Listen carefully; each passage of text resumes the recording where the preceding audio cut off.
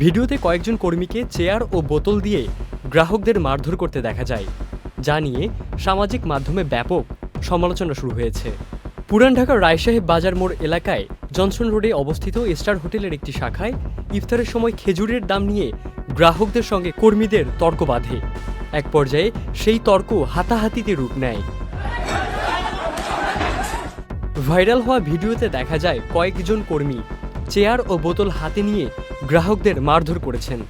ঘটনার সময় উপস্থিত অন্য গ্রাহকেরা মোবাইল ফোনে ভিডিও ধারণ করেন। পরে সেই ভিডিও সামাজিক যোগাযোগ মাধ্যমে ছড়িয়ে পড়লে বিষয়টি দ্রুত ভাইরাল হয়ে যায়।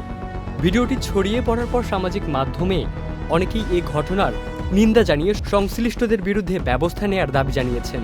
তবে এ ঘটনায় এখন পর্যন্ত সংশ্লিষ্ট কর্তৃপক্ষের পক্ষ থেকে আনুষ্ঠানিক কোনো বক্তব্য পাওয়া যায়নি। ইবনে সাইদ অঙ্কুর, চ্যানেল আই।